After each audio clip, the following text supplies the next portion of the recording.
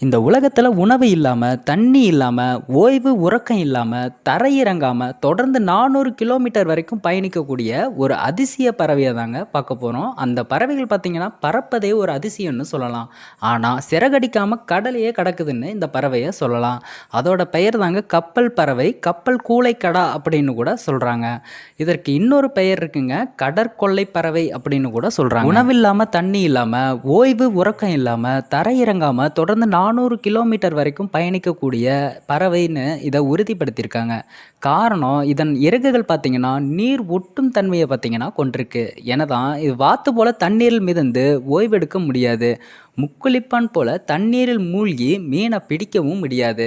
அது இல்லாமல் சாப்பிடாம கொள்ளாமல் எப்படி இவ்வளோ தூரம் பறக்குதுன்னு கேட்டிங்கன்னா, அது எங்கெங்க பறக்குது, காற்றில் மிதக்குதுன்னு தான் சொல்லணும். பெரும்பாலும் இந்த பறவைகள் பார்த்தீங்கன்னா தனது இறக்கையை அசைக்கவே அசைக்காது. அந்த விஷயத்தில் இந்த பறவை நம்மூர் பருந்துக்கெல்லாம் அண்ணன்னே சொல்லலாம். வானத்தில் சுமார் 400ல இருந்து 1000 மீட்டர் உயரத்தில் உள்ள மிக மிக அடர்த்தியான மேகக்கூட்டத்துக்கு பெயர் தான் குமுலஸ்.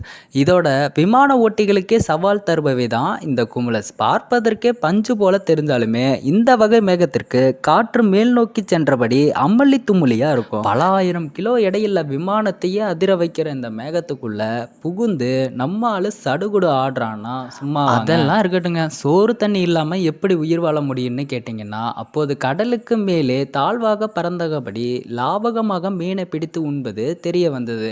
வழியில் கடற்பாறை கிடைத்தால் ஓய்வெடுக்கவும் செய்யுது. வழியில் உணவோ ஓய்விடமோ கிடைக்காவிட்டாலும் கூட இவை கவலைப்படுறதில்ல. இருந்தாலும் கப்பல் பறவை எப்படி தூங்குகிறது என்பது தான் இன்னும் ஒரு புரியாத புதிராவே இருக்கு.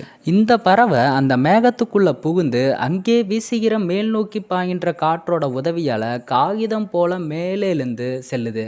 கப்பல் பறவை பிறகு கிளைடர் போல லாவகமாக காற்றில் மிதந்தபடி கீழ் நோக்கி வரும்.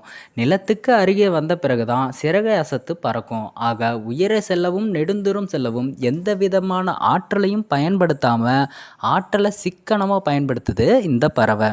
மடகாஸ்கர் பகுதியில் வாழ்கிற கப்பல் பறவைகள் சிலவற்றை பிடிச்சு கொண்டு போய் அதில் உணர்வு கருவிகளை பொருத்தியிருக்காங்க. இப்போ இந்த பறவை எப்படி இரை எடுக்குது, எவ்வளவு வேகத்தில் பறக்குது, எத்தனை முறை இறக்கையை அசைக்குது, எவ்வளவு தூரம் செல்லுது அப்படின்னு கண்டுபிடிக்கிறதுக்காக இது மட்டும் இல்லாமல் இதய துடிப்பு, இறக்கை அசைப்பு போன்றவற்றையும் ஆராய்ச்சி செஞ்சுருக்காங்க.